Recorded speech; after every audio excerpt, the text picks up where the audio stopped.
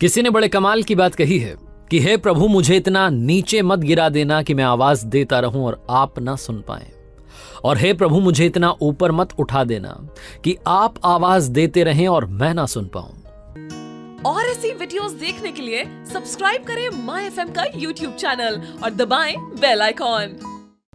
Hi guys, मेरा नाम है आरजे कार्तिक। आपके लिए एक छोटी सी कहानी। ये कहानी एक घुड़साल के कस्तबल के मालिक की, जिसके पास में बहुत सारे घोड़े थे, लेकिन उम्र के ढलान के साथ में उम्र जाती जा रही थी और घोड़े भी कम होते जा रहे थे। उसके पास में एक ऐसा समय आया कि सिर्फ 2 घोड़े बचे थे। उसका एक लड़का भी था। वो चाहता था कि उस बिजनेस को लड़के को सौंप दे, लेकिन उसे भरोसा नहीं था कि बच्चे में समझे कि नहीं है, वो संभाल पाएगा कि नहीं संभाल पाएगा।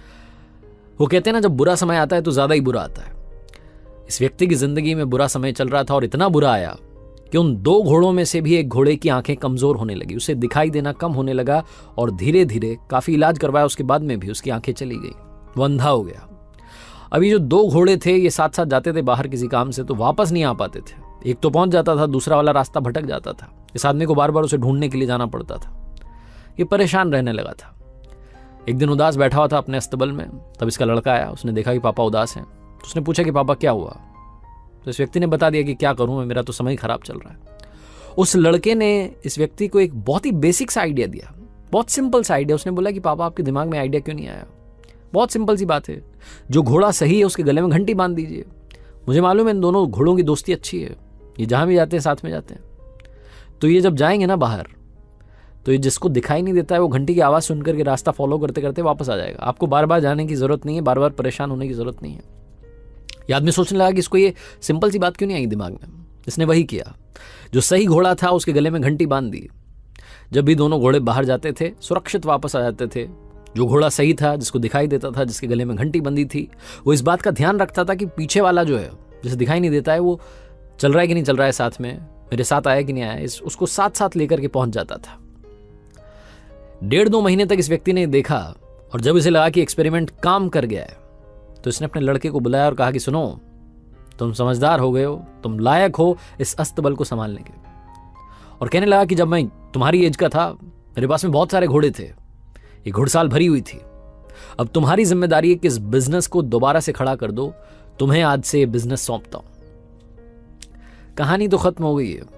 छोटी सी कहानी है, लेकिन ये कहानी घुड़साल की, घोड़ों की, घंटी की नहीं है। ये कहानी आपकी और हमारी है। अस्तबल का मालिक यानी कि वो ऊपर वाला जो हम सब का मालिक है। और ये जो 2 घोड़े हैं ना, ये आप में से और हम में से ही लोग हैं। इस वक्त इस धरती पर ये दोनों घोड़े मौजूद हैं। पहले वो वाले हैं जिनके गले में घंटी बंधी है, जो सही घोड़ा है, जिसका काम है कि पीछे वाले को रास्ता दिखाएं, वो घंटी की आवाज सुनकर के आपके पीछे पीछे वो भी आ जाए। और दूसरे वो वाले हैं जिनको दिखाई देना कम हो गया है, जो इस वक्त उस अंधे घोड़े के किरदार में, जिनको मदद की जरूरत है। हम में से बहुत सारे लोग हैं जो कि अपनी जिम्मेदारी निभा रहे हैं। छोटा सा काम है, छोटी सी बात है जो आपके साथ शेयर करना चाहता था कि अगर आप सक्षम हैं तो ये मान के चलिए कि ऊपर वाले ने आपको वो घोड़ा बनाया है जिसके गले में घंटी बंधी है, जिसकी जिम्मेदारी है कि उस पीछे वाले घोड़े को रास्ता दिखाएं। और अगर आप इस वक्त उस घोड़े के किरदार में हैं जिसको दिखाई कम दे रहा है, जिसको रास्ता नहीं दिख रहा है, तो यकीन मानिए, विश्वास करिए, आपकी जिंदगी में भी वो घोड़ा आता ही होगा जिसके गले में घंटी बंधी है। ज्ञान की बातें बहुत सारे लोग करते हैं, ज्ञान सबके पास है, मुस्कान बांटते चलिए, यही आपसे कहना है। एक बार फिर से कहूंगा, ऊपर वाले के आशीर्वाद के साथ, अपनी सच्ची मेहनत के साथ और अपनों के प्यार के साथ कर दिखाओ कुछ ऐसा कि दुनिया करना चाहे आपके जैसा। ऐसे ही वीडियोस देखने के लिए सब्सक्राइब करें माय एफएम का ऑफिशियल यूट्यूब चैनल। याद रखिए, अगर आप कुछ अच्छा सुन रहे हैं तो माय एफएम सुन रहे हैं। चलो आज कुछ अच्छा सुनते हैं।